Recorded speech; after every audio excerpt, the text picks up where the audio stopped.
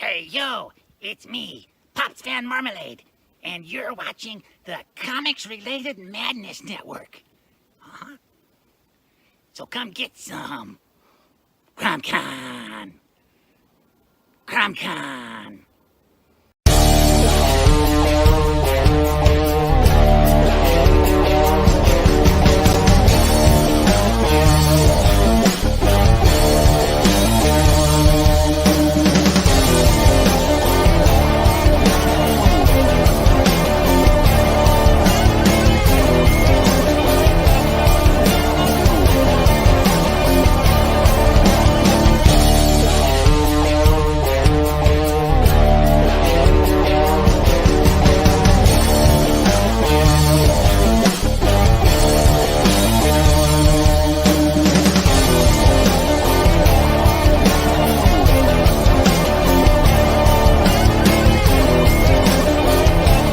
Madness Entertainment Group presents the Madness Comic Network with original programming and additional comic-related content.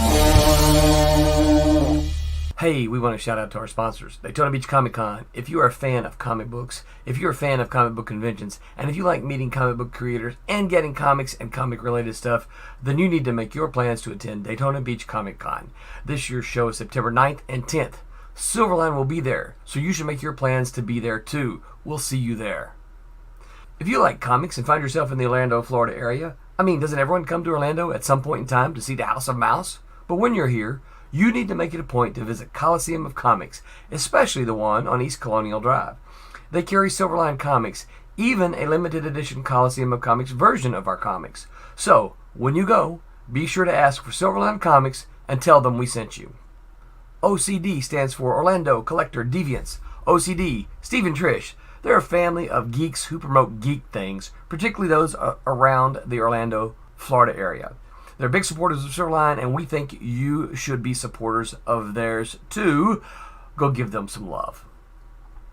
If you are an independent comic book maker and you need to get your independent comics made, you need to look no further than Kablam Digital Printing. They print our books, and they do a bang-up job. They're not only trusted by Silverline, but many, many independent comic book makers. Head on over to kablam.com and see for yourself just how easy it is to have your comic printed by them. And tell them Silverline sent you. Hi, this is Tim TK, host of That Silverline Show on Tuesday. Join us at 11 p.m. Eastern, 8 p.m. Pacific every Tuesday night as we discuss pop culture and the joys of making comics. Hi, I'm Barb Kilber, co-host of Silverline's Wednesday Wham. Join us each Wednesday nights as we discuss comics, literature, movies, and anything else that may catch our attention. I'm Roland Mann, and I host Silverline's Silver Sunday. Join me every Sunday at 8 p.m. Eastern as we make mine Silverline.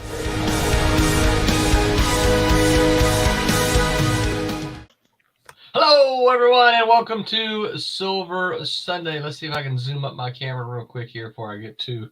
I didn't realize I was way back. How is everyone on this Sunday, January the 30th? Man, this month has flown by. Mm-hmm. I know. I think it's February 1 for Mr. Pete. Oh, it is. You're right. No, it's not. No, it's No, not. there's another day. I'm not that Never far mind. ahead. Never mind. There's a 31st. I got my days off. Yeah. Which means it's still January, and I'm allowed to have the Christmas stuff up. So one more day. Let me turn the lights on. Yeah. Yep. One more day. One more day, and then we do it. My wife said we take all the Christmas stuff down on the last day, which will be tomorrow. Yeah, Let me turn them on. Are you turning them on with a remote control? You are. Wow. All right, Pete. I'm going to do this one for you. Tell me what you think this is. Christmas tree with lights. Can you see him? Pete, wake up. What's the lights look like? Oh, dear. I gotta guess. What do they look like? Yeah. It's not centered right, so it's a little high. What's it look like? It could be a flag.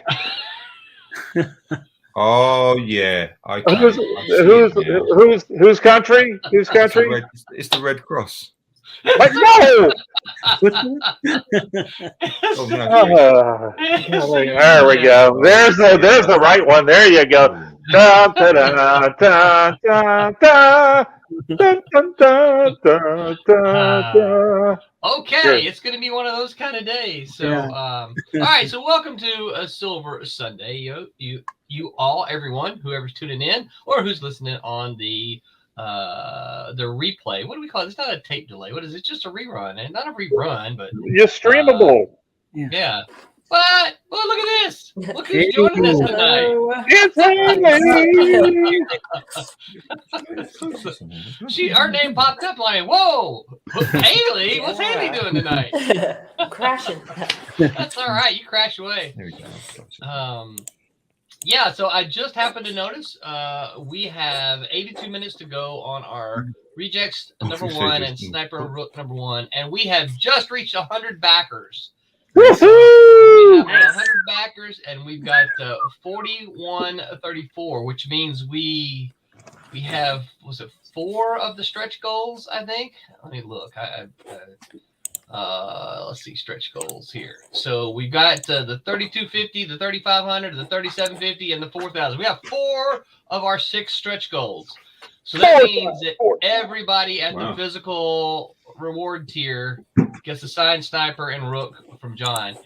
You know, if we do still have 82 minutes. Yeah, there's still time. So there's still time to get that 4500 level.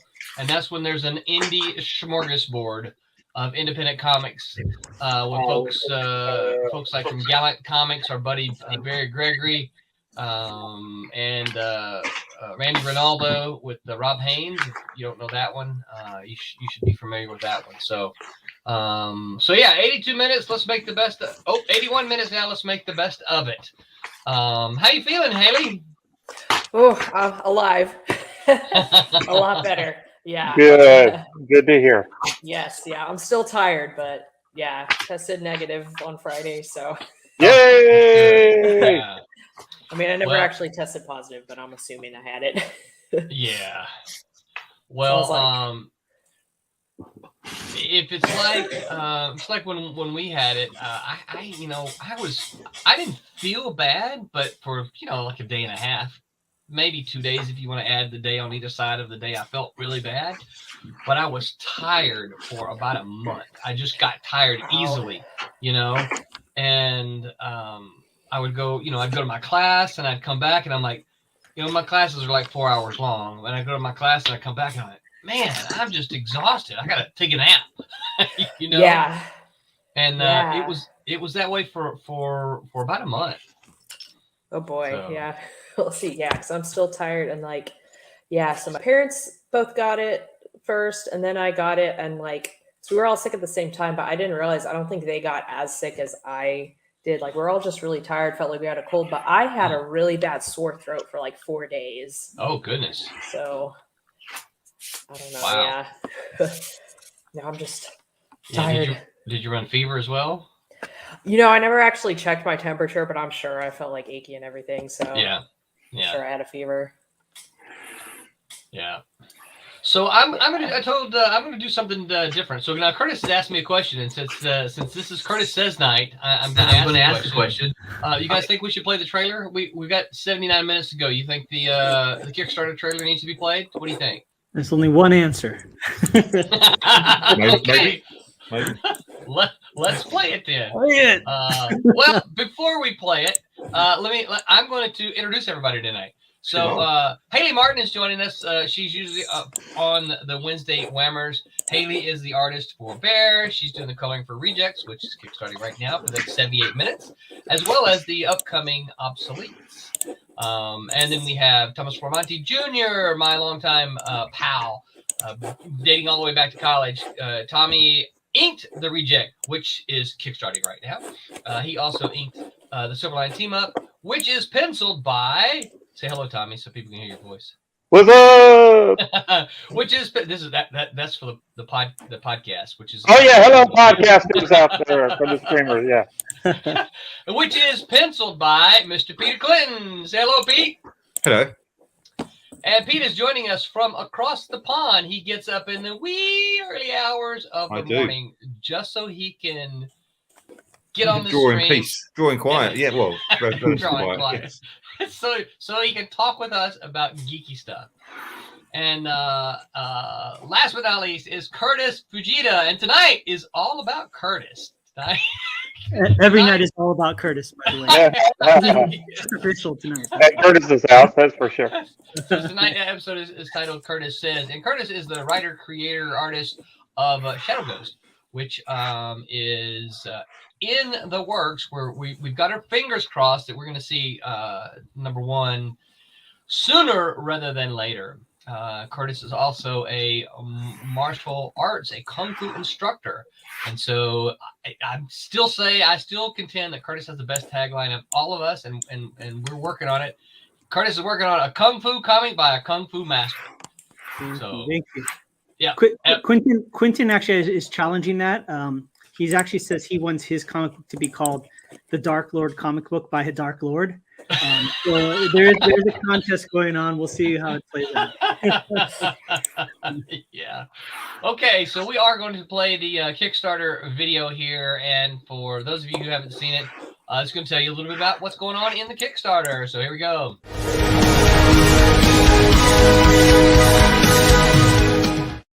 Hi, I am Roland Mann, and I run Silverline Comics, the genre-spanning independent comic and graphic novel publisher. And I'm here to tell you about our latest Kickstarter. I'm not going to waste any more time talking. John, tell us about Sniper and Rook. Hey there. Thanks for stopping by. My name is John Medic, and I am the creator and writer of Sniper and Rook, now coming to you from Silverline Comics. Thanks for checking out our Kickstarter, and we hope that you'll go ahead and pledge. A little bit about Sniper and Rook. They are a pair of covert government operatives where they work underneath a specific general. They are tasked with missions that take them across the globe, across the world, across maybe the universe, since we're dealing with Area 51. Check it out. Pledge today. Thanks, John. And now I get to tell you about the rejects. Come on, I'm so excited to tell you about this one. When danger is near, we need heroes who can respond decisively and with authority. When evil is around, we need superheroes who can fight supervillains. But what do you do when the Fantastic Four is busy? When the Justice League is unavailable? When the Avengers are out of the galaxy? The world has no other option. They call the Rejects. Rejected by all other respectable superhero teams, this band of misfits joins together to fight crime and injustice, and maybe get a mention on the evening news. They are formidable, ferocious, fearless, and forgettable. John and I are so excited. Actually, we've been really anxious to do a Kickstarter together for like 2 years now. Maybe 2 years. Something like that. It's been a while. So, back it if you can, share it if you will, and remember to make mine Silverline.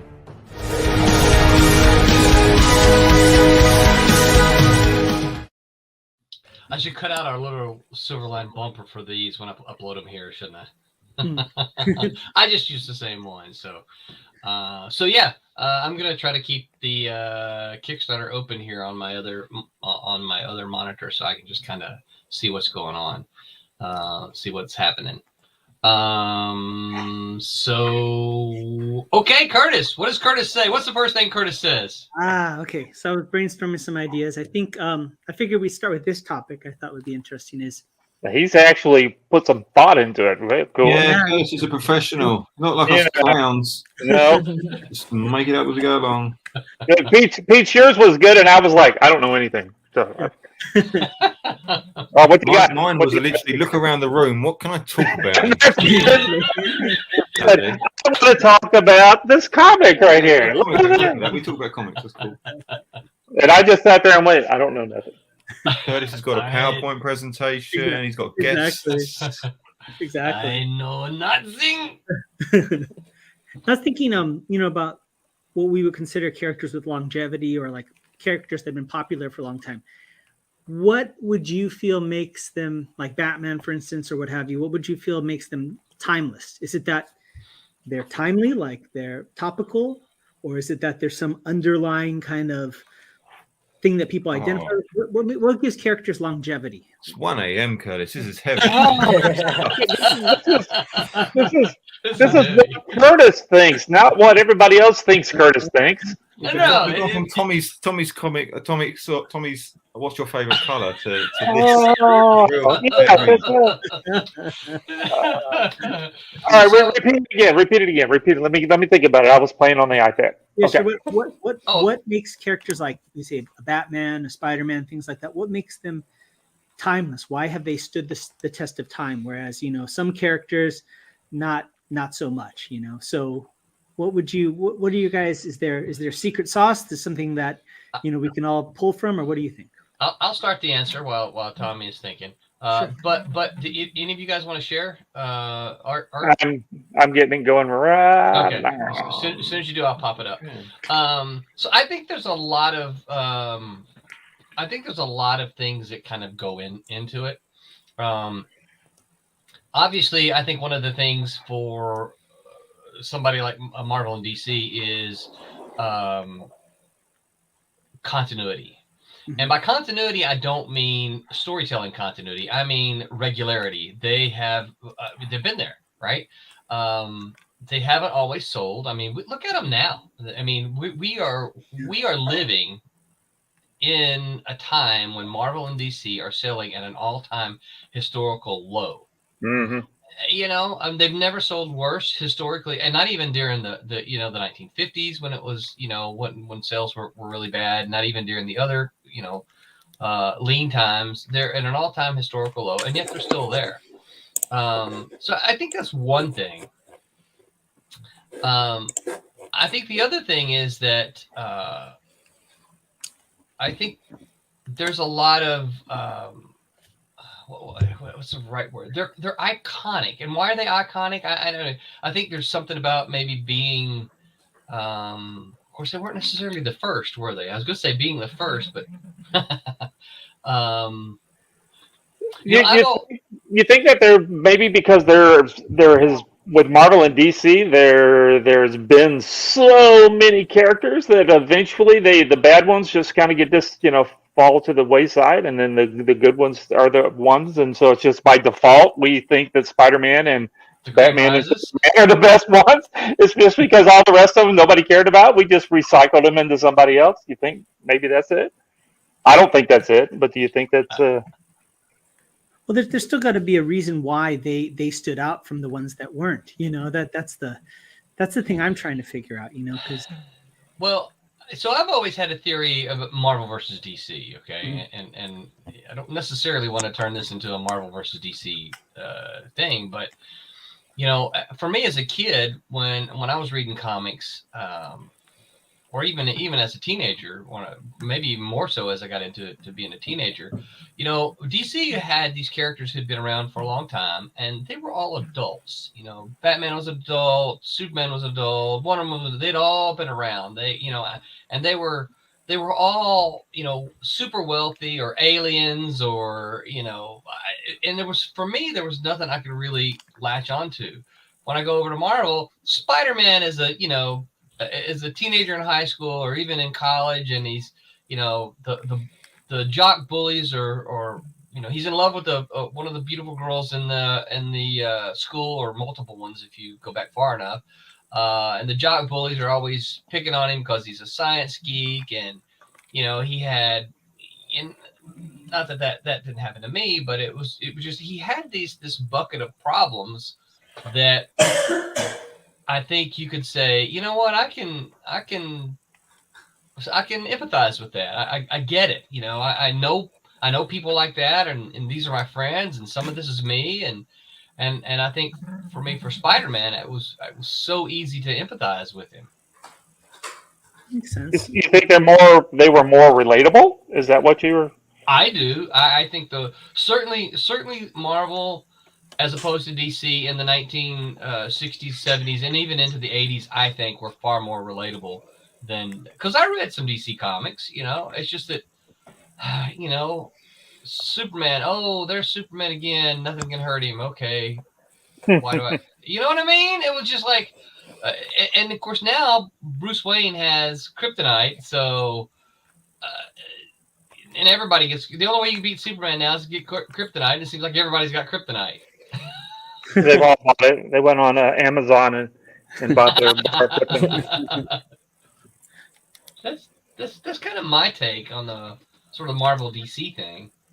Well, I always wonder with Batman, right? I mean, it's like one of the most popular DC characters of all time, including now, right? But I mean, how relatable, right? You know, billionaire playboy who saw his, family murdered in front of him. Hopefully, we all don't relate in that sense to, Right.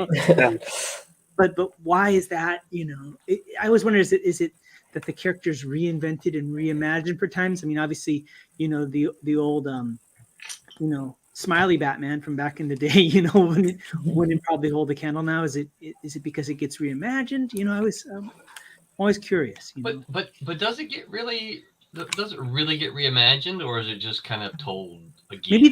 Maybe the tone changes, right? Or the tone changes back and forth. Well, it changed with Frank Miller, didn't it? And Yeah. so it's not really varied too much from that. Yeah. Since.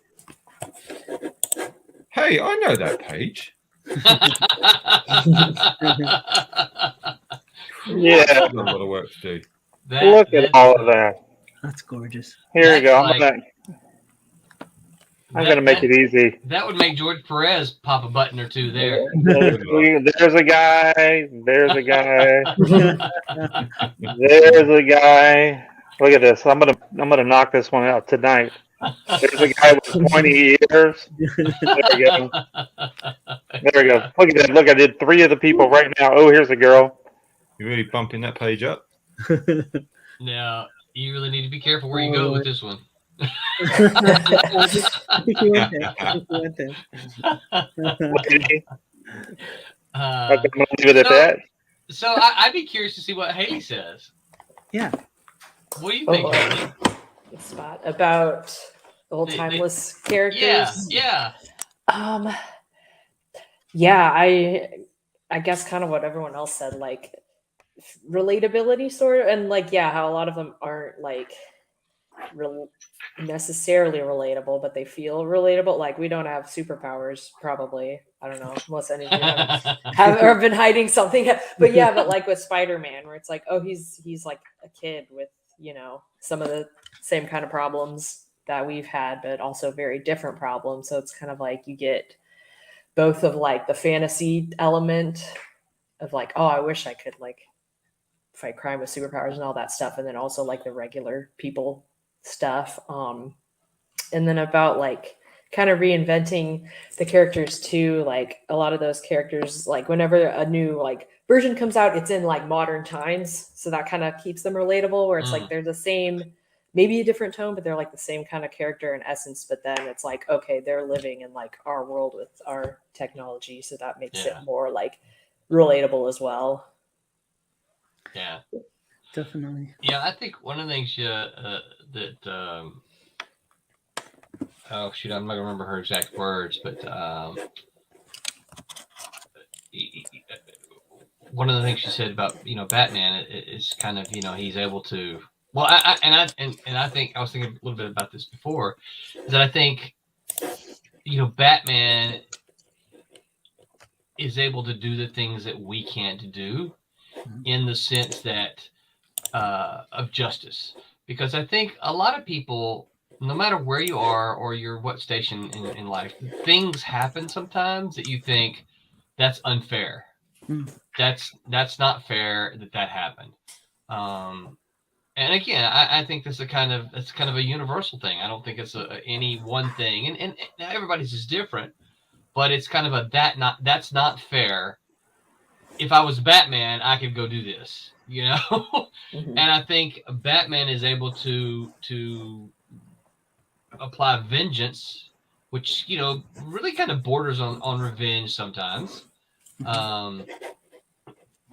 Which makes us think, oh, if I was Batman, I could go do this. This happened to my mom, and that's unfair at her job. And if I was Batman, I would go do this for her. Or, some evil corporate person did this to us. And, if I was Batman, I could go, take revenge or get what's really mine, or that, that kind of thing. I know that's why, I've had a few people tell me that's why they like Switchblade, because Switchblade is very much sort of in that vein. It's just like, when the justice system fails, he's there to, met out justice when something goes wrong, but everybody knows the truth. It's like, okay, I'll take care of that. Law can't do it, and so he will take care of it. Here's a thought too: is would you say, and it's definitely a trope in comic books, but the idea of the alter ego, right? Would you say that a character is relatable by proxy of how relatable their alter ego is, right? Like Superman would only be so much, Batman would only be so much if they weren't actually Clark Kent, Bruce Wayne, Peter Parker. If they didn't, if Superman was always Superman. Well, you know what I mean? Is yeah. that the relatable part? I've seen some people talking about Batman. I think in specific, I'll read this comment real quick. Sure. R2D2 for Life says, just dropping in to say congrats on another Kickstarter campaign completion. Have a good evening. Thank you so very much, R2D2 for Life. Thank you. We appreciate you. I've seen different writers talk about, if you write Batman, are you writing, is the story about Batman and his alter ego is Bruce Wayne, or is the story about Bruce Wayne whose alter ego is Batman? The answer is yes.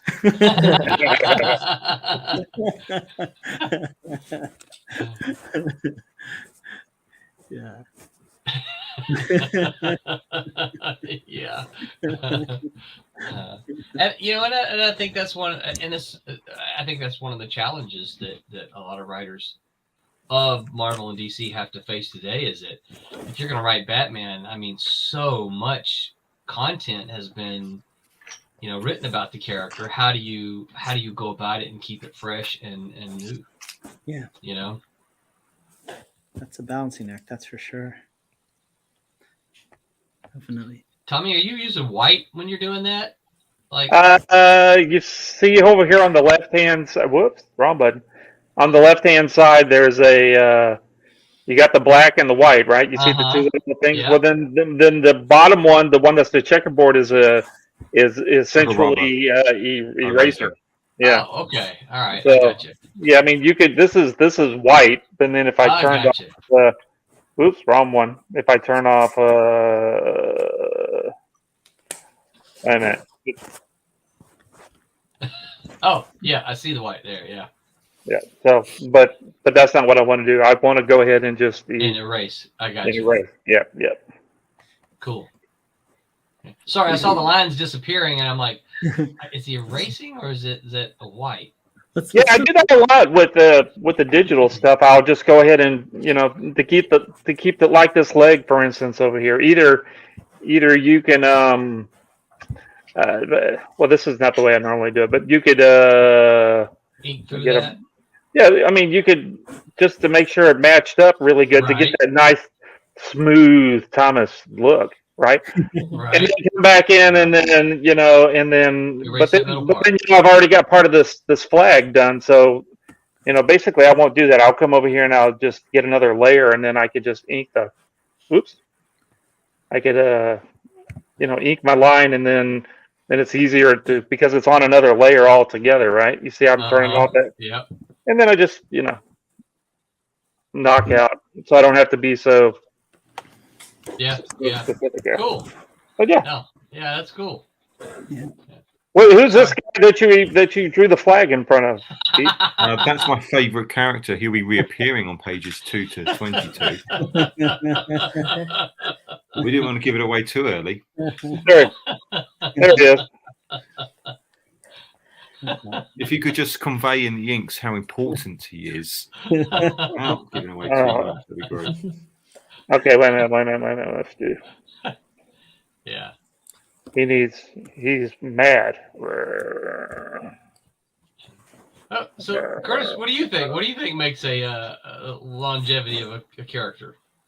Well, I think I guess for me, it would be the of course, sometimes it's just kind of, perfect storm, but I would say it's been having those timeless qualities that are something that every generation can relate to, and the iconography, of how they look, but also they have to kind of be every creative team kind of has to do something to make them timely without undermining what makes them timeless, which I think is that balancing act, right? I think Batman is a perfect example of that, how, he kind of he's always Batman, but he gets a little bit. I remember I saw a documentary that had Bernie Wrightson, and they were interviewing him about Swamp Thing.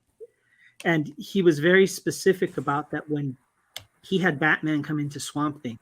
Batman had to bend to the rules of the Swamp Thing's comic book. So that was like his ears would get pointier and a little bit more slanted. He would make the cape ridiculously long. This is all pre-Todd McFarlane stuff, just because it looked good. And he said it was like a funhouse mirror. When Batman came into his universe, it was that interpretation of it. And that's kind of cool.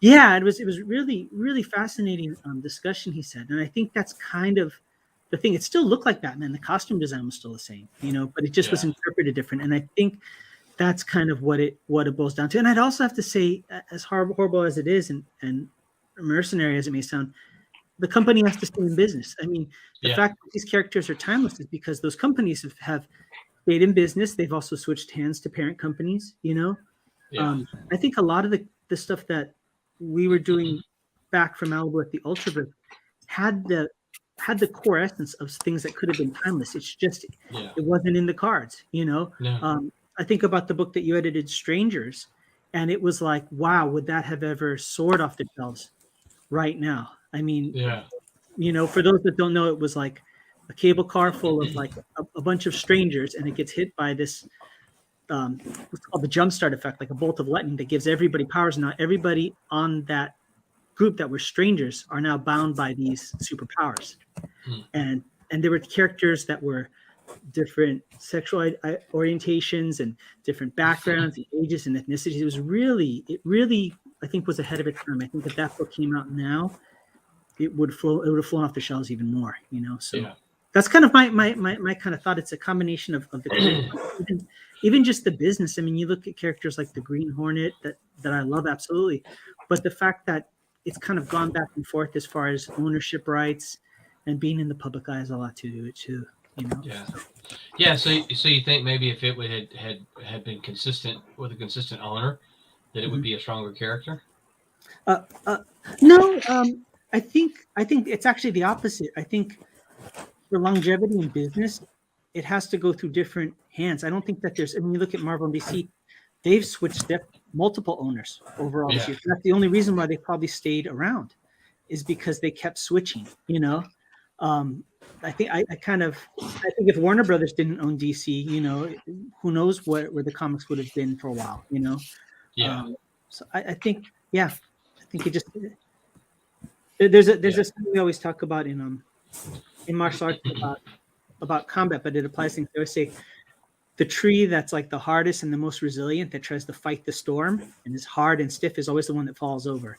But it's the bamboo that bends with the storm is the one that always stays rooted. And I think these companies have kind of been scrappy with how they switched owners and survived. So that may be a part of it. You also used the term iconic. Oh yeah.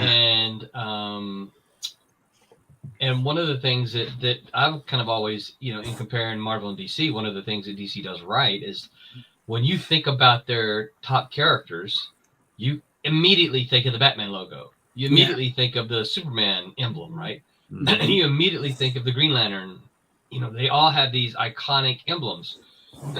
Now, Spider-Man has one, but, Hulk has no emblem. Thor has no emblem. I think since the movies, the hammer has kind of sort of become the emblem of Thor. But prior to the movies, there was no iconic emblem for Thor. I mean, what's the iconic emblem for Iron Man? Right? Yeah. He doesn't have one. Yeah. And I think a lot of Flash. Flash has the lightning bolt on his chest. And I think those are the kinds that you see those, you automatically know, cool, that's a Flash shirt. Cool, that's Superman, right?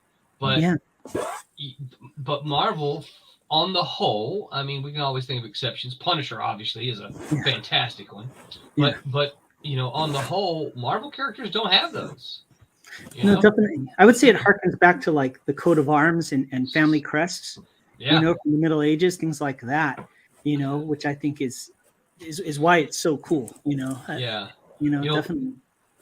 When we were getting ready to relaunch the Cat and Mouse, it's one of the things that Dean and I talked about quite a bit. Were emblems, and he ended up coming up with this cool mouse logo for the front of mouse. We never came up with one for cat, and we never never really kind of got a joint one together. But that's something that we talked about. Is that I would love to come up with some characters that have those kind of iconic images that you can say, boom, that's who that is, Definitely. Yeah. No, definitely. So we got a comment from Patrick Lugo. Sorry, I said logo. We're talking about logos, right? Lugo. And he says, Kurtis, favorite Kung Fu villain, movie, comic, or school owner? Well, school owner, there's quite a few, but and just to remember, Patrick's on the Comics Fu show. He's my co-host, and right. He has his Kickstarter is going to be coming out Tuesday. So cool. It's called A Tiger's Tale, and it looks really great. So be sure, Kurtis, that you get me somehow you get me the link, and when we send out an update for our Kickstarter, we'll include the link to his Kickstarter. Definitely. Yeah. Oh, that'd be great. Yeah. Favorite Kung Fu villain. There's a character called Iron Shirt Yim in the movie Once Upon a Time in China, and that's probably one of my favorite villains because it's one of those characters where why they're a villain, and so there's kind of a tragic villain kind of story in it, and basically it's a character who everybody thinks is invincible, and he's actually just wearing a sheet of metal under his shirt like a bulletproof vest. Which I thought was really cool. That's probably my favorite. So. That's funny. Yeah. That's funny. Anybody else have favorite Kung Fu villain? I didn't read many of the martial art kind of books. So what about movies though? Did watch any martial arts? That was not really that wasn't my jam. I'm sorry, Kurtis. That's okay. I'll watch enough for both of us. Yeah. What about villain? Pete Haley? Does Avatar: The Last Airbender count? That's the only thing I know. Yeah, why not? That's remotely martial arts. Why not? I'd say okay. So if we had, let me just ask Pete. Pete, if we had to classify Avatar: The Last Airbender, what would it be? Oh no, we're gonna start doing that again. I don't know what that is. Wait, you've never seen Avatar, Pete? I'm not interested in manga and anime, if I'm honest. Wow. Never appealed to me at all. I was like, no. That's the blue guys that had the bald head with the little arrow on his. Oh no. The animated one. No. It's a different Avatar. Okay. It's funny. Never really watched anything of it, and I know Guyver. I know the Guyver. Oh, yeah, I remember that. The cartoon came out of the Guyver when I was younger, and I remember it being very violent. It wasn't really for kids. Yeah. So it was cool. And yet you watch it when you were younger. Yeah. But actually, I think we never really had it here. Not when I was growing up. We didn't really have manga. Now they've got you grow up with Pokemon and stuff, and it all just sort of leads into it. But no. Interesting. So I'll sum it up for you, and you can still probably tell me what it. You can still probably classify it for me. So it's martial arts with superpowers. It's fantasy, isn't it? Mm-hmm. It's not martial art. Yeah, there's I'd the say four elements. elements. More martial arts than that. Say again. I'd say Shang-Chi or Shang-Chi, whatever you pronounce it, is more it's proper martial arts comic book. Yeah. It's more direct. It's certainly more martial arts than. I suppose it could. I don't know. I've not watched it. I can't. I'm not commenting. I haven't seen, so it's a bit difficult. Yeah. If they fight martial arts style, then yeah, sure, it's martial arts. Yeah. What about you, Roland? Kurtis picked up his moves from it, then yeah. I don't know. I was just sitting here thinking, what's my favorite one? and probably some of our problems, I can't remember their names. Oh. I did watch, when I was in, kid in school, one of the things we'd watch, on Saturday afternoons was martial arts, Bruce Lee movies. Sure. But I don't remember much about them. Just, I watched them for all the all the fighting, because it was cool. But did they have stories? I don't remember if they had stories. Have you seen Ip Man? Yeah. Oh, Yeah. I've seen that actually, or I was kind of paying attention to it. You say you did or did not, Haley? I did, yeah, because my brother had us watch it because he always wants to watch like movies we've never heard of, and I think I was probably drawing or something and like half paying attention, which when you're not reading the subtitles, you kind of miss a lot. But I did see part of it. It seemed well made and interesting. Yeah, I really liked Ip Man, but I'm having he had a rival kung fu master, but I don't remember him at all, but because Ip Man was so good, I don't remember that character's name or much about him, so it's hard for me to think of villains, kung fu villains. Speaking of villains, I'd just be curious about this. Do you folks like the kind of the trope where the villain becomes the hero, like like that kind of back and forth, or is that where are your thoughts? Do you feel that can be done right? Do you feel I assume eventually in every comic that's kind of what happens. So like you're saying, it's almost that's just in the story. It always happens. We never deviate from that particular story where the bad guy becomes a good guy, and then it really is a bad guy after all, and that kind of stuff. Yeah. I think there's a Hollywood thing at the moment, isn't it, to make stories out of popular bad characters. Yeah. And I think that started with Thanos. I think Thanos was such a understandable, relatable. Everyone was like, oh, it makes a fair point. He's a cool bad guy, and the whole film was about him. Then I thought, hey, we can do this with other bad guys. I find other bad guys. And they've done Cruella, which I thought was a good film. Yeah, I enjoyed it but too. I wasn't interested in watching it. I didn't go to the cinema and watch it. It was just on Disney. I thought, yeah, go on, we'll watch that. I'm not interested in watching films about bad people because they have to make them good. Yes. In order to sell, in order for the story to work, and that defeats the objective of being a bad guy. Yeah. My wife and I, Pete, had the same reaction. We only kind of went to see it because it was kind of like, well, what are we going to see? Because we like to watch movies. It's like, nothing else really to see. And we went to see it. We're like, that was actually pretty good. Yeah. Shoot, I forget the thing is, at the end, you're like, well, but by the time 101 Dalmatians comes along, she is detestable. She is a horrid character. Yeah. So how does she go from that being, oh, great, she's won, she's beat the bad guy, to being, I can't see that progression. I don't get it. Yeah. Misunderstood is all. Yes, misunderstood psychopath. Yeah. So I for me, I'm not a fan of it. I get it. I get why that happens. Because they're looking for because part of the thing about these iconic characters that have been around for a long time is that they can't change. Yeah. If you change them, then they're not the same characters, and so characters don't really get to have arcs, right? We look for arcs in storytelling. We look for arcs, right? And you can do an arc in a villain, but my problem with that is that kind of like Pete was saying, is that for the bad guy to be likable, they got to become good. And so now there's, sometimes you feel icky, right? It's like, oh, the bad guy's now good. I feel a little bit icky because they did these bad things and now I'm cheering for them, Yeah. And the other thing is I think you want to keep your bad guys bad, right? Yeah. Fred Corto says, hi, Larry. What's up, Fred? So I think that, and I think part of that is, and this may be way deeper than the question intends.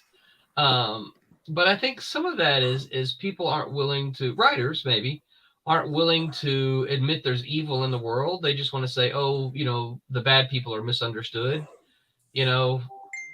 but I would contend, read a few history books. There's evil in the world, and they're not misunderstood. That would like, I don't know. Sometimes for me, when they have those arcs, it's kind of like, okay, so you're gonna take Hitler, who's a bad guy, and make him suddenly relatable, and now I've got to cheer for Hitler. Yeah, like I said, it just feels icky sometimes, Yeah. It's like, no. How would you folks say Star Wars did it with Darth Vader by the prequels, kind of explaining, shall we say, his motivations? Was he still? Spoiler alert! You're ruining it for everybody. One of my problems, I guess I have, which I didn't like when it turned out that Darth Vader was, turned and flipped to the good side. I didn't either. Because I don't know, even as a kid, for some reason I knew movies are movies, and this is not real life. So I didn't mind the bad guy being a bad guy. In like, yeah, he's a really good bad guy. I was like, yeah, good. I didn't have a problem. And then all of a sudden he flips, and you're like, oh, you wuss. Why didn't you just keep on, being bad? And we need the bad guy. We didn't need the bad guy. Okay, I see that he needed, this was his thing, and that the whole story's about the Skywalkers, and that pretty much all of that turns out that those nine movies were that really should have been called the Skywalker Wars rather than but or the Skywalker Saga. Yeah, that's good. I mean, that's really what it was, wasn't it? But yeah, so it messes in my brain, my screwed up brain. It's like, I want the bad guy to stay a bad guy. I don't want him to flip, because I know that it's just a story and it's not. But I don't, and I never get that deep into the story where I get so upset that the bad guy's doing bad guy stuff. Right. Does that make me messed up? Well, yes. Well, but I think my take is this: is that you want a hero to be good. Yeah. Right. You want the hero to be good, and therefore, if the hero is good, the bad guy has to be bad. Right. Yeah. So the bad guy's going to be bad, so that you can cheer for a hero to go defeat the bad guy. Yeah. But no, right at the end, the bad guy's going to go, okay, I was, I had a bad childhood, and, and then the good guy goes, let's go get a beer and we can talk it out. And I know you killed, that whole race of people, but I understand why you did it. I understand why you did it. And, and that's cool. That's cool. We're all cool. Let's go get something to drink. Yeah. No. Yeah. I'm again it.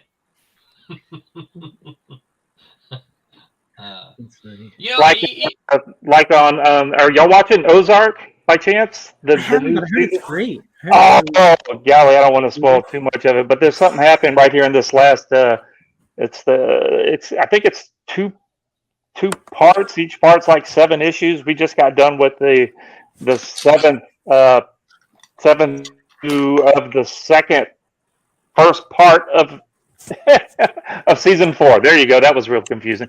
But oh man, there was some people that got killed, and it's like, oh, that's cool. That was. I haven't even watched Boba Fett yet.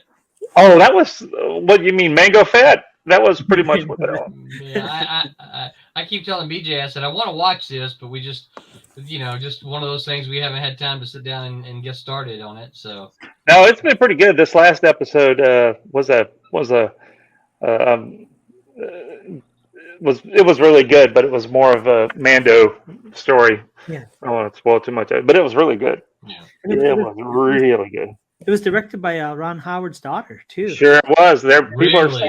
People are saying we want a whole movie that she directs, but it's like this wasn't even. I guess you saw it, Kurtis, right? You saw the latest one? Yeah. Pete, have you seen it yet? No, not yet. Okay. Well, No spoilers because I haven't seen it yet. No spoilers. It was I'm gonna pretty. watch it. Hey, have It was you seen fun. it? Nope. I haven't even finished The Mandalorian. What? What? You're fired. You know, You're fired. you know that you can draw and watch TV, right? Yeah, I have. If it's something that, if it's like The Office where I've seen it a million times, I'll like.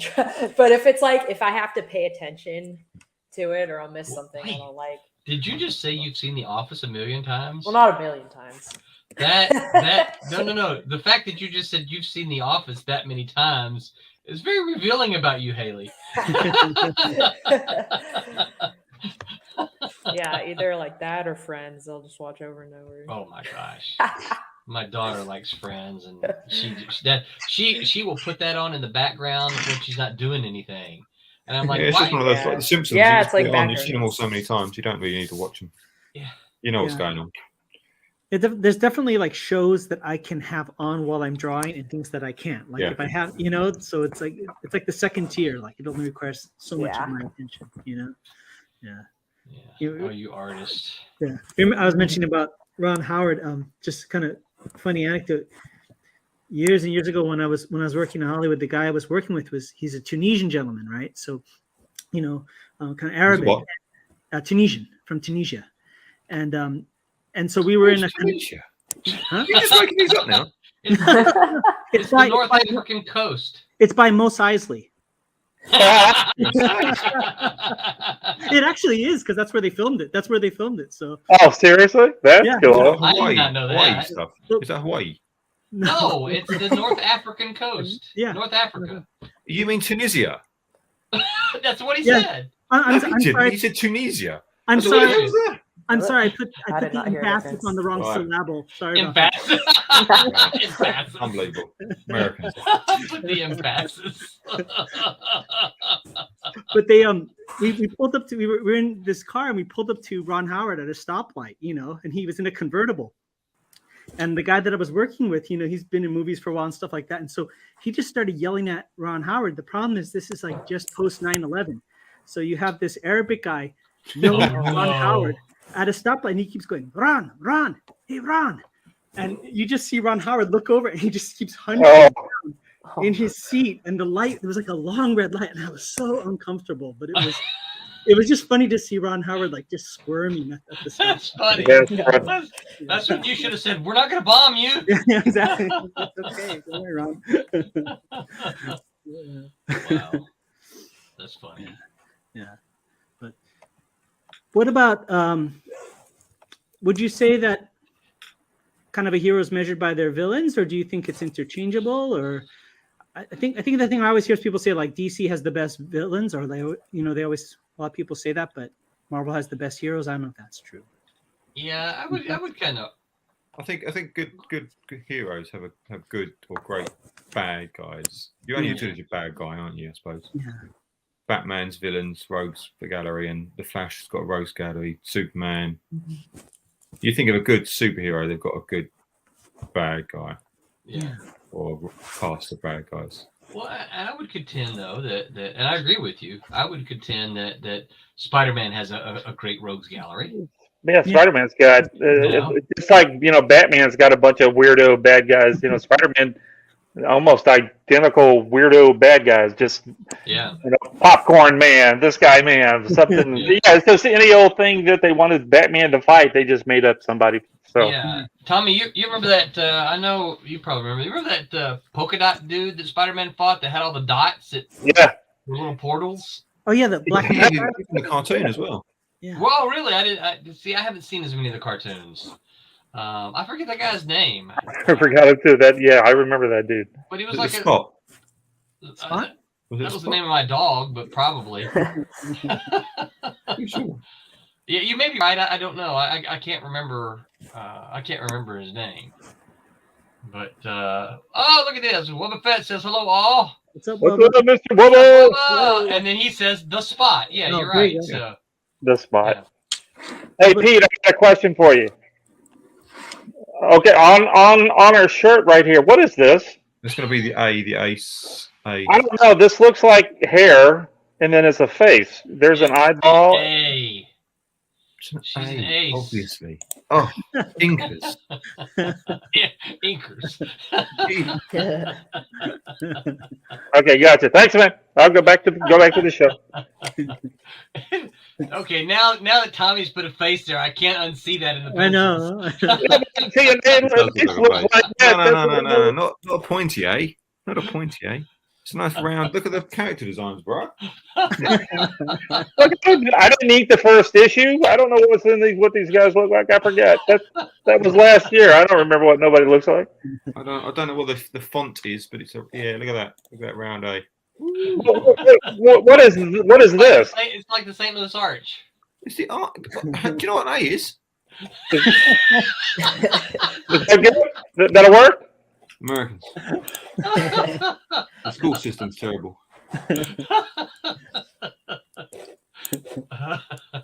You just let me know if I mess anything else up while I'm doing it.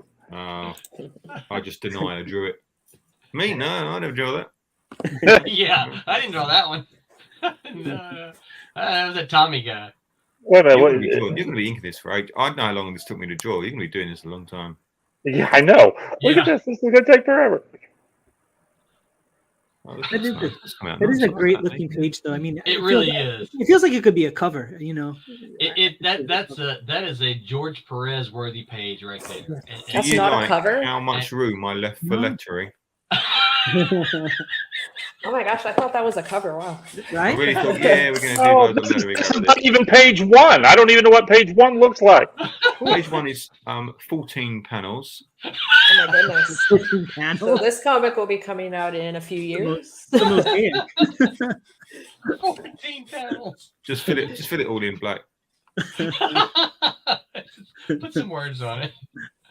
No, I was thinking the writing's going to go down the bottom there over those flags and stuff. I was going, give it to those. That's fine because they're a little bit too big anyway. But no. Where's the top, word on it? Where's the top half of this lady? She doesn't need it. You know, a powerful character when you don't have to show they'll show any of them. Oh, gotcha.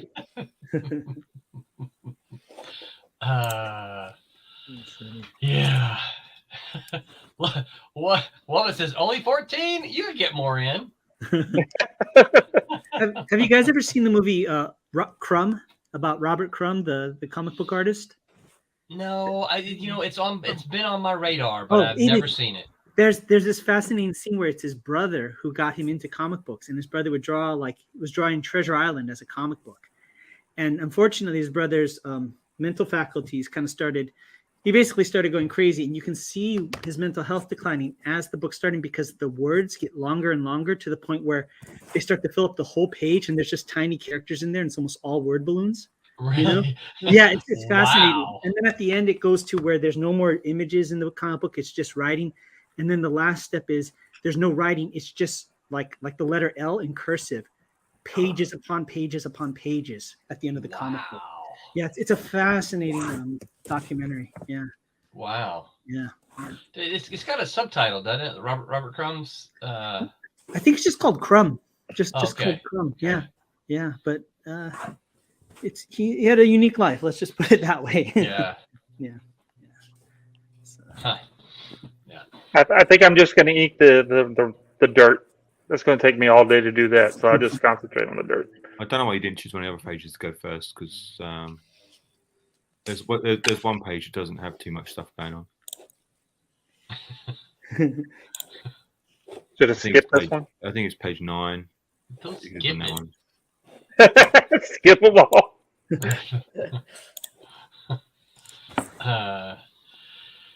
Yeah, so Tell me. Everyone was like, I've got to get words on that page. I don't know where. yeah, I'm sitting there looking. Where could I put balloons? Nowhere. Thanks, Pete. Comics don't need words. But they do need sound effects, right? That's right. Yeah. Remind Aaron about that. Roland, I'm supposed to be inking this book, right? Yes. Okay, good. All right. I did want to. Thought I could get out of it. Okay, never mind. Keep going. Yeah. Nope, you can't get out of it. Yeah, the only thing I can think of is the covers that we talked about earlier. Oh, for the other book. Yeah. Yeah. No, that's on paper. That's sitting over. I'll start on that tomorrow. I already inked most of it. I'll try to have it done here in a day or so. Oh, cool. Wubba says yes. Sound effects. Yeah, I'm a fan of sound effects. Someone posted not too long ago on Twitter, like the weirdest sound effects or something like that. Of course, I dug into some of the old issues of Cat and Mouse that Mitch did a lot of those sound effects. And yeah, I love Mitch's sound effects. Oh, some of those were just the funniest sound effects ever. But there's actually a website that says, I think what it's called, the 22 weirdest sound effects in comics or something like that. And they really are weird. One of them, it's funny because I had to get my son to explain it to me a little bit. Well, actually, he didn't explain it to me. We were actually talking about something. And Haley, close your ears for a minute. I didn't know what a purple nurple was. What is a purple nurple? Is that a drink? Well, we used to call it, Tommy, in our day, a Texas titty twister. That sounds like a restaurant. This is a sound effect. No, wait, just hang on. I hadn't got to the sound effect part yet. So, you know what I'm talking about, right? Yeah, I know where you're going. What I'm referring to, right? Yeah. So that's apparently a purple nurple is the exact same thing. It's just a modern term for it. Okay. And so I had literally just learned this when I stumbled across this sound effects, and in a comic, it has somebody. I don't even remember who the character was. It has them grabbing their it's a dude, right? A dude grabbing another dude and twisting his nipple, and the sound effects is nerp. And it's colored purple. Purple nurple. And I'm like, okay, now that's actually kind of funny too. That's really funny. Wubba says, I can dig into Walt Simonson's vault of sound effects. Those are awesome. You know what? I so agree with that. I still contend, and I know that this is going to be blasphemy to some Jack Kirby fans, but Walter Simonson's run of Thor was just, I should see if he'll come talk to us sometime. Would y'all like that? That'd be amazing. That would be really cool. Yeah. Yeah. I'll reach out and see if he'll come hang out with us some night. But I 100% agree with you, Wubba. I think Simonson's run on Thor was it's really even been unmatched. Just really, really, really good stuff.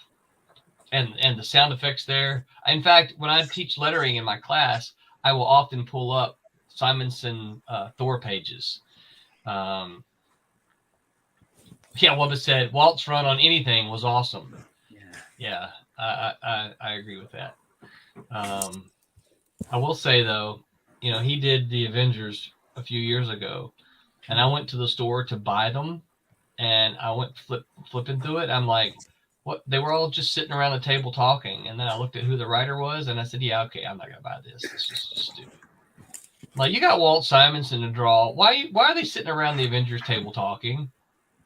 Why are they not out flying so Thor's cape can be billowing behind him and posing on top of things and throwing the hammer? They were sitting around eating donuts and whatever. I'm like, this is what? No. Like, the whole issue was that way. Yeah. I mean, I get, you got to have those slow moments sometimes, but that whole issue was that way. I'm trying to remember some of Mitch's sound effects. They were. Oh my gosh, stick. Yeah. and then a few pages later, stick 2. Yeah. or somebody's throwing a punch, and the sound effect will be punch. I love that. Yep. Or somebody running across the thing, and he'll put a thing behind him. Run. Yeah. He had when a guy was kicking somebody, and the sound effect was boot. Boot. I was reading a web comic. I don't remember what it was, like years ago, and like the character was getting dressed and she was putting on her pants, and it just said pants. I just thought that was the funniest. Yeah. Pants. Yeah. Those are funny. Yeah. I love those. Pete, you got to remember that. We got to start putting that in there. I shall put pants here on one of my naked figures. There you go. Pants, question mark. Pants? Pants? Pants? I was thinking I had those. I got still. Can't remember if I held on to them or because I was posting them on. Well, you know what? I can go on my Twitter and look, can I?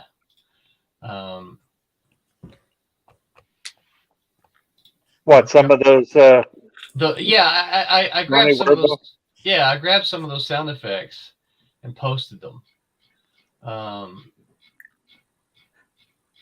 So By the way, how's our Kickstarter looking? We're getting down to it, right? Yeah, we got 101 backers now and 41.89 with 22 minutes to go.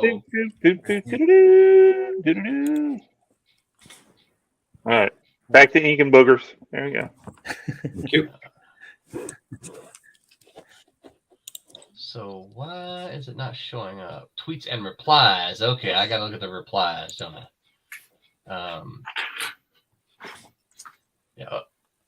No. Someone had the page from a Silverstorm and said, "What is this page from?" I'm just looking at all this stuff that you drew back here. Pete. What? Yeah, I just remember one of the other pages I drew. You're going to have a great time on this book. Okay, I just found it. So let's see. Can I open it up? I don't think there are any other single page splashes, so you should be okay. Desktop. I'm just going to call it S. Okay, here we go. All right, so let me remember how to share screen here.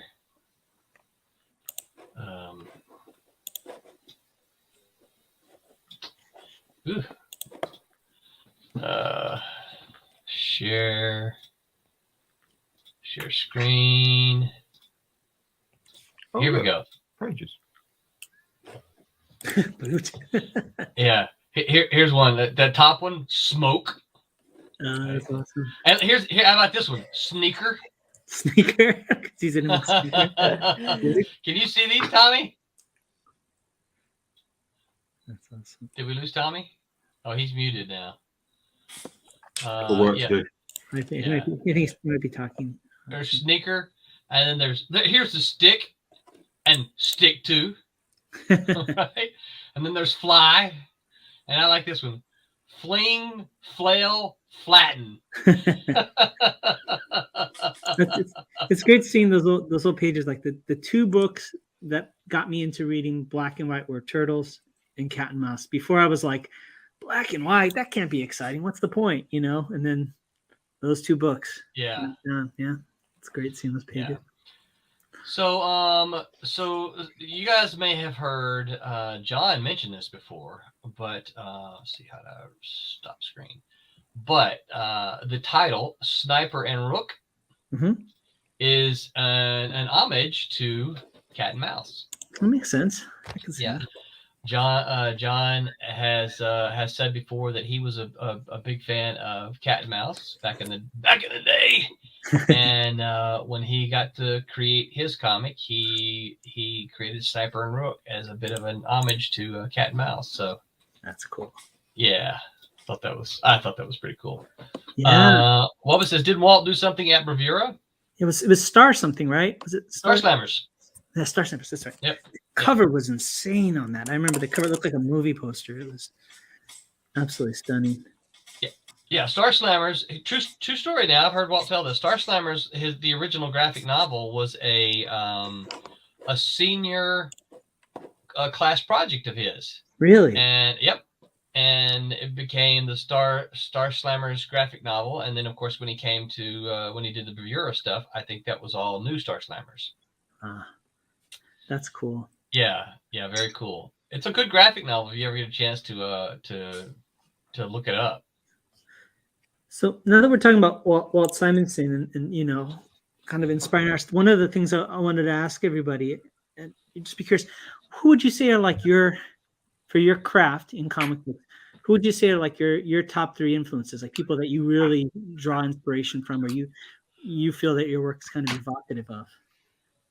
I think it changes all the time. You know, Yeah. I know who when I grew up, I was a 90s kid, so I was reading Jim Lee and the Cuberts and Rob Liefeld and stuff. And whilst I don't think my stuff looks like them, I definitely wanted to draw like them, and I tried to draw like them. Yeah. And now it's different. Now there's so many. There's people all the time. I might just go past the table at con and go, wow, that's really good. I wish I could do that. You know, I steal from everyone all the time. Is the honest truth. Yeah. I think a lot going on. I'll do that now. Yeah, don't you think? You're always changing, you're always evolving and trying to get better. And don't you think that a lot of artists are like that though? They you have to be. Yeah. I'm sure even Jim Lee looks at people and goes, "Wow, yeah, wish I could have done that." Or well, maybe he doesn't, but I'm sure any artist does. Did you ever hear Jim Lee's Miller Byrne story about when he was trying to get in comic books, the whole Miller Byrne thing? I have not. No. So cool. So he wanted, I think most people know he was in, I think, medical school, right? He was going to be a doctor of some sort because his parents wanted him to do that. But deep down, he had comic books in his heart. And so he gave himself like maybe 6 months or a year to get into comic books, So he showed his portfolio and people were like, you need to fix this and this and that. So his 2 heroes were John Byrne and Frank Miller. And so for I think it was 6 months or something like that, he did it almost like a Rocky training kind of thing. He went to comic book camp, and every day he would act like he had a job, and he'd wake up and he'd draw all day, and then, through the night, and then start it over. But every morning he would go for a jog. He would run around, make laps. And to kind of psych himself up, he said that while he was doing the laps, he would recite under his breath. He'd go, Miller, Byrne, Miller, Byrne, Miller, Byrne. Just trying to absorb that, the goodness of those 2 artists, right? Which I think is just so cool. And then you also wonder, what was he thinking when he teamed up with Frank Miller and he got to do a Batman book? That must have been, as big as he was, you still got to be a little bit that fanboy deep down, right? Oh yeah. So yeah, that's cool. How about the rest of you? Who would you say are some of your influences? Tommy, you're still muted. Oh. I saw his mouth moving and he was talking. How about that? Is it working right now? No, for me, it's not any one particular person. It was more of a style. Whoever was drawing the neatest looking thing, I would go, I like that, and then so I would try to incorporate that into what I was learning, and I think really all of it turned into is mostly trying to get a real, and I've said it a million times, I guess it's just a real dynamic line on everything. I can still do all the little scratchy things and all that kind of stuff, but I try to just try to keep it real flowy, dynamic, line. So whoever at the time, I guess, in all the Spider-Man stuff, like you're saying, all of the who was inking Jim Lee for all that stuff. Even though it had all that cross hatching going on, Scott Williams. Scott Williams, all that. There you go, all that really crisp line work and all that kind of stuff. So those just anything that was just super crispy. Yeah, I like that word, crispy. But yeah, it's not any one, or it's more of a style, I guess. I don't know if that really helps or answers the question at all. Do you feel as an inker, because you pour over the pencils more than anybody else other than the actual penciler, do you feel like after you've done a run with this artist and then this artist, do you feel that you absorb kind of some of their techniques just because you are so... I do. You know what I mean? I do. I steal from everything, all the different people. And so when I start drawing my own, when I get back to where I'm going to start, get back on my my Kid Hero stuff and doing that, everybody that I've worked, I mean, you can ask Roland. As far as pencils go, I couldn't draw a person to save my life when I first started. I got to where I could ink really well, but I still couldn't. I couldn't draw, our pencil something. And now, I couldn't draw this kind of stuff. I mean, I guess if you gave me a while, I could. But I draw really good cartoony stuff. I could scene in my little cartoony style that would look just as, I'm not saying anything, look cool, but yeah. So I still, every time I ink somebody, it's like I'm gonna steal that idea, I'm gonna steal this idea, and I just absorb. And you can ask Roland. That's how I got to be such a strong inker at the beginning. It's just all of absorbing all of these different techniques and styles and stuff from all the different pencils and stuff. So. Well, that and it was just the hour after hour after hour after hour practicing. Practice. Yeah, practice. And I think that's, I know Pete got it at the Cuber School, but I think so many who don't have that kind of structure or training sense behind them don't realize that. They think, oh, look, I picked up a pencil and I should be drawing for Marvel tomorrow. Well, it doesn't really work that way, Just because mom says you're good, Right. Yeah.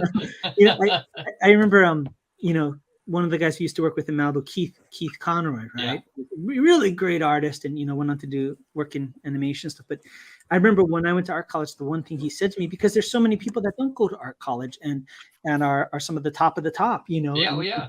And then he just said, the thing about, like you're saying, structure, the thing about art colleges, you're putting yourself in, because he didn't graduate from art college. He said, putting yourself in a situation where you are consistently doing this amount of work every day, year after year, year after year. And he goes, you don't necessarily need that, but it helps, Yeah.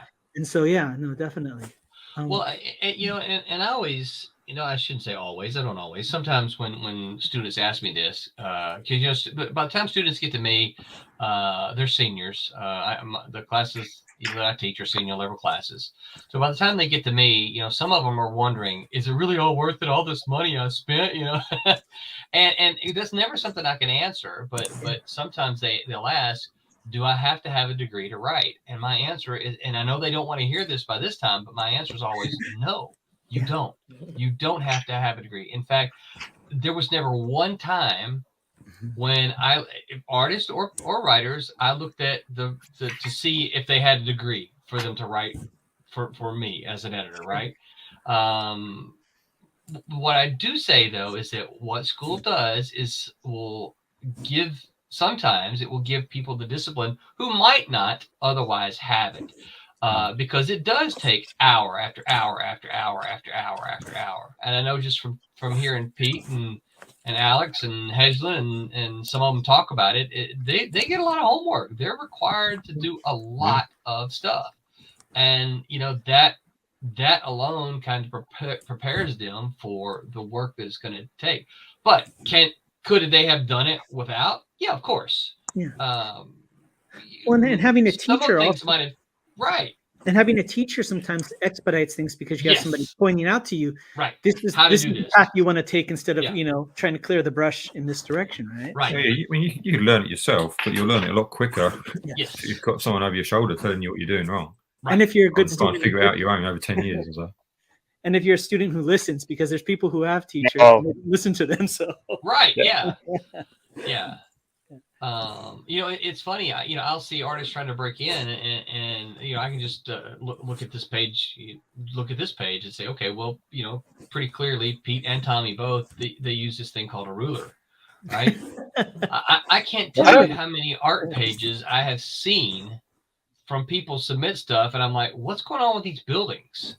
Like, I was like, why didn't you use a ruler? Well, I just, I'm an artist. I can eyeball that. I'm like, I'll tell you something I did last week. So on Thursday after school, I do a little art club for the kids, right? And it's basic stuff, right? Because they're really young.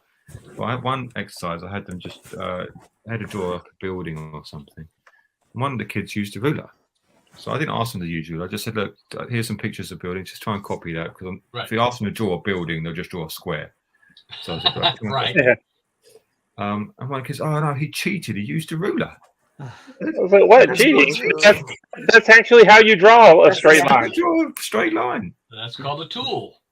They don't use rulers. They kids are too lazy to use rulers. Yeah. So Darn kids. They're on a rush to get things done. You hope by the time you get to adulthood, you can spend the 2 seconds. Pete, you would be surprised. Yeah, I know. Kurtis has seen them too. The number of submissions that we would get, and you would look at them and you're like, why didn't you pick up a ruler with this? I mean, you're supposed to be drawing the New York cityscape. I don't know this looks like some kind of fantasy land. It's like, use a ruler. Yeah. There's this thing called a vanishing point.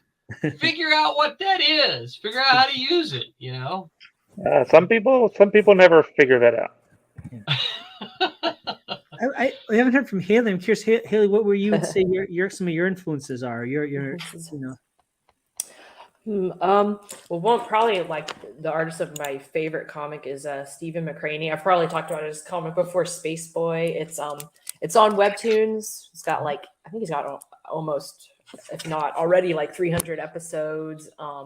There's 10 volumes out published by Dark Horse. And I actually worked for him just a little bit. He takes on kind of interns for a couple months. So I got to do some flat coloring for a couple of those episodes. Cool. Yeah, which was really cool. And then in exchange, he critiqued a couple of Bear pages, and because every week he would he was send me something, because it was unpaid, but he would pay you by giving you some advice and critiquing and stuff. And wow, so this was fairly recent then, huh? Yeah, this was great. Beginning of last year, I think. Yeah, but yeah, and I learned a lot just from doing flat colors on his work. I didn't realize how limited his color palette was, and that taught me a lot. So for the rejects and then for the obsoletes, I made a color palette, because for my own comic, when I had a new character, a new setting, I just pick new colors. And no, it's actually better to reuse, and it actually makes it easier. I realized, because I'm like, oh, okay, I gotta make a whole new color. It's okay, I need something to be red. Let's look at my 3 different reds that I have way more than that. I'm trying to condense down my shenanigans palette, but because I used to be okay, I need a new red. I can't use the same color as Karen's hair, because that's got to be unique. Can't use the same color as this character's eyes. I'm no, reuse it. And there were so many things when coloring Space Boy, where I was oh, if I was just reading this episode, I wouldn't have realized that this person's shirt and this person's hair are the exact same color, right? Because they're not next to each other, because when the same color is next to different colors, they can look way different. I'm sure we've all seen those pictures of gray next to and it looks totally different next to other colors. Yeah. So that taught me a lot, coloring, and story wise, I just love his comic, so it's just very inspirational to read it and be I want to make something like this. And then another artist that I really like is Faith Erin Hicks. She's done a lot of stuff on her own stuff, and I don't know if she's done any DC Marvel stuff. I think back to Avatar, I think she's either drawn or written some Avatar The Last Airbender comics, but I've read some of her own stuff that's pretty cool. And I think she does inking with a brush on paper. It kind of looks like that.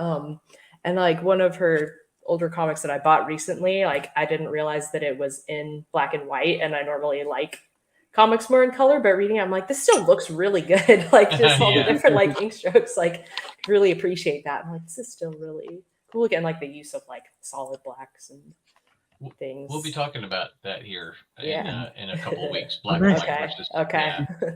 Yeah. So you might want to hop in and join us. Okay, yeah.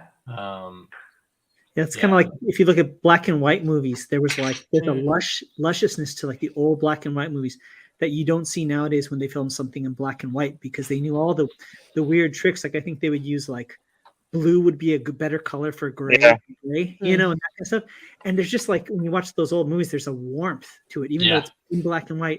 That nowadays it's just they just turn off the saturation, and that makes it black and white. Have you ever seen any of the movies that they filmed in black and white? But there's it was in that time where they had color photos and stuff, and you could see the clothes that they were wearing for the black and white movie, but they were, they filmed it in black and white on black and white film, but they still were able to take color photographs of stuff in like these weird things that you're like, what is he wearing? Why is those Right. colors? That is the weirdest. But like you're saying, it converted to grayscale. The value of that color. Yeah, so that's neat. I'll try to find some of those and show you. Yeah. I think Okay, cool. Hitchcock used chocolate syrup for the blood in Psycho because it had the consistency and the value. Yeah. Of blood. It's fascinating. That is fascinating. Yeah. So we're coming down on the end of the campaign. Before we get there, Wubba has a comment here. He says, "I don't know anymore. I look at the new stuff I'm doing at the moment and looks kind of like Rick Leonardi. I can see that. Oh my I gosh, don't even yeah, know Rick where Leonardi. that comes from. I always willfully follow Simon Bisley, Silvestri, and Alan Davis. So yeah, very cool. Yeah, I can see now that you mention it. I can see some Rick Leonardi and Wubba stuff. Yeah. Yeah. One of the things I was going to talk about, Haley, and talking about the colors. I think, and we've talked about it a little bit here in past episodes, is that one of my problems with a lot of modern coloring, particularly when you look at Marvel and DC comics, is that they sometimes act like they just discovered that they have Photoshop. And so they have to use every single color, all 256 colors, and it's like, no, you really don't. You don't have to use all those. And the images, to my eye, they become muddy and blah. It's like keep it simple. And I want my Spider-Man to be red, not what is that color there? That kind of looks like a red tinted mud. Yeah. I call it the 80s band keytar thing, where the guy who has the keytar or the keyboard is like really selling it in the band and like over exaggerating his movement, and he's just a dude on a keyboard. Yeah. He's supposed to play second fiddle to the singer, but why is he like making all these crazy movements? Just play the keys, man. All right, so we're in our final minute. I guess I can see. Can I share this? Let me see how I can share this here. Oh yeah, that's right. We're in the last final, minute. Yeah, final minutes here. I get to share screen, share window. Can y'all see? Yeah, there we go. We're counting down. Nice. So we got 101 backers, 35 seconds. Can we get more? Can we get more before we end? Who knows? Can we get to 102, 103, 104, 105? Maybe not. Maybe 101 is the number that we're going to have. 22 seconds and counting down. 20 seconds, 19 seconds, 41.89. Haley, you don't get any comps. You better go on there and buy one. Do what? Haley better go buy one because she's not getting any comps. No. Yeah, but we got 4 stretch goals. 2, 1. Woo! Yay! All right. Look at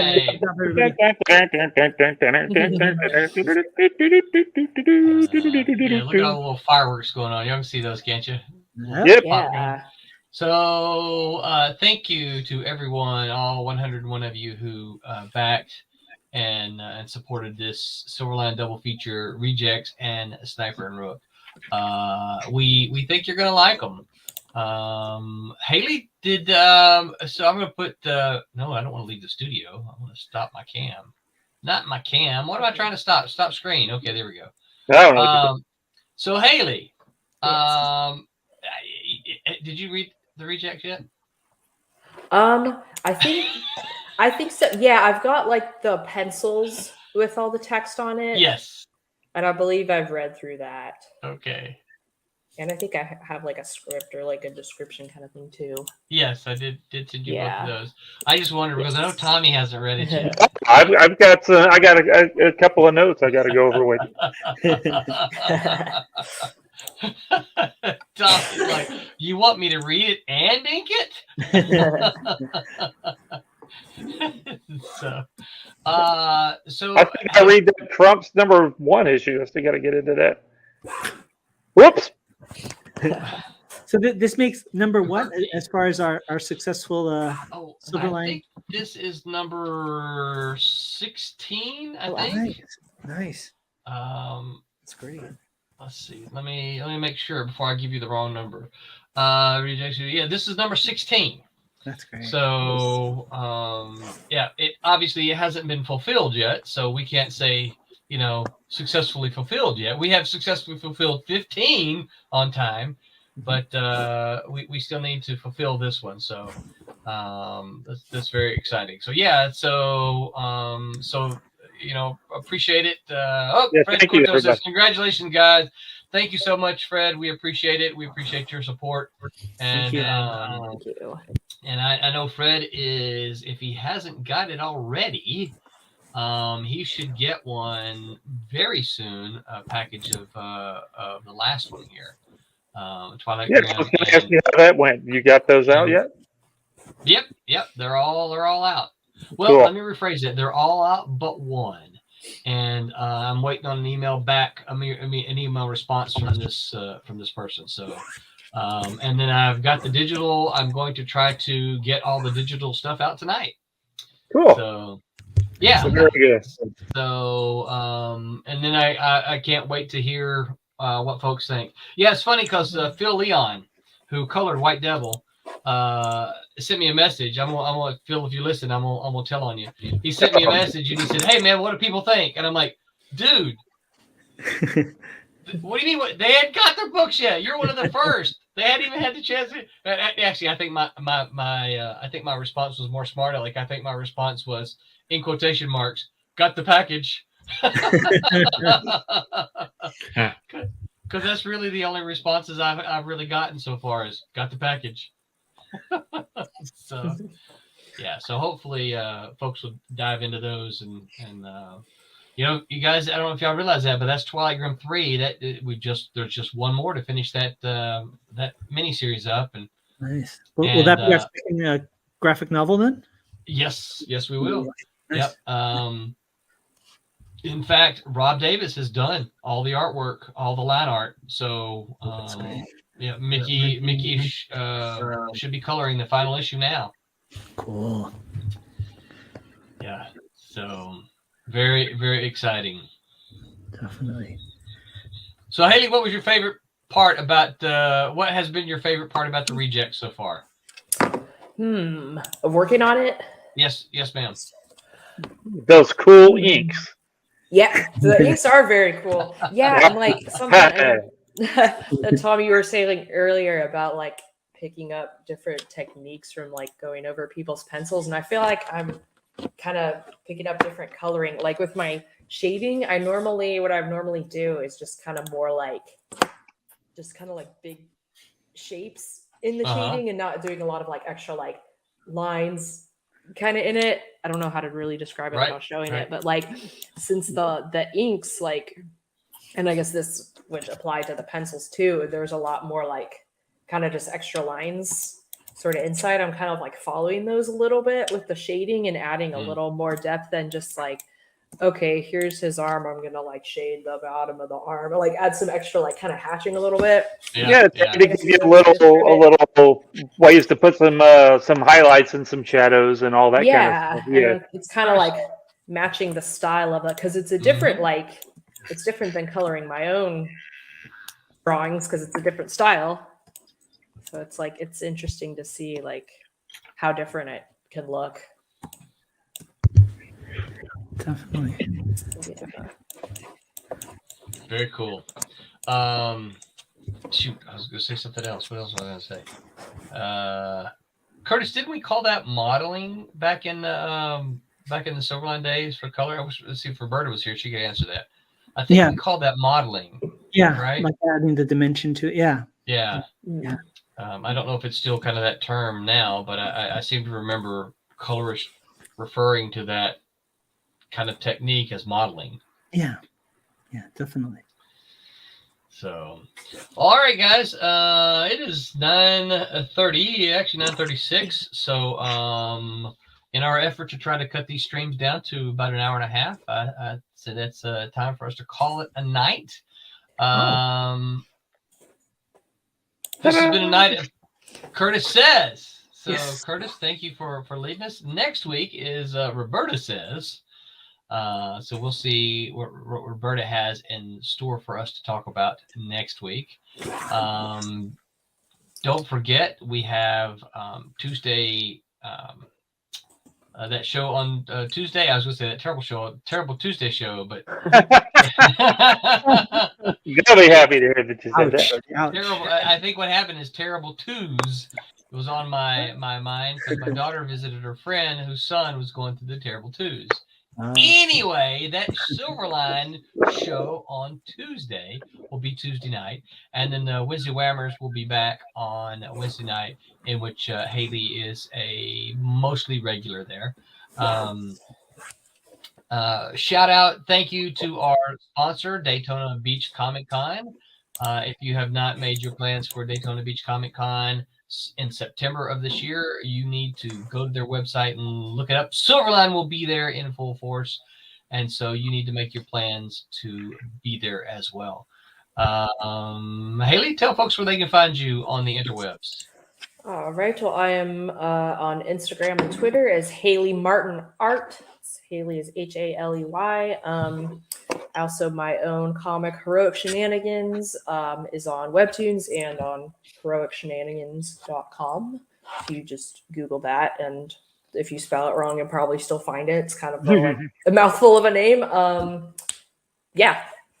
And backers of Rejects and Sniper and Rook, yes, the #1, are going to get a copy of Heroic Shenanigans. The digital first volume, yeah. Yep, first volume.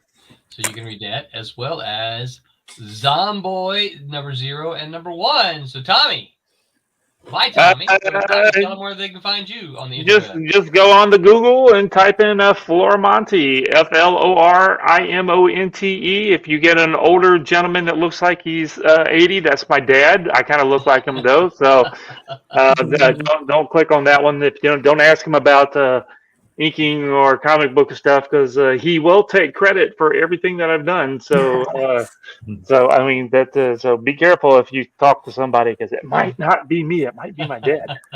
But or go to InfernoStudios.com. It's got links to stuff, but mostly on Facebook. And then if you need any information about printing and stuff, I'm also you can check me out over at Kablam too. Who we love at Silverline, Kablam, Kablam.com. If you need your comic, there you go. If you need your comic printed, you should take a peek at that. Got a last minute message here. Eric says, "Hello everyone. Congrats again on the Kickstarter. Looking forward to the next one in March. Good night." Thank you so much, Eric. Appreciate that very much. Oops, how do I get that out? Where'd I go? I clicked the wrong button. All right, Tommy, thank you very much. Pete, where can folks find you on the interwebs?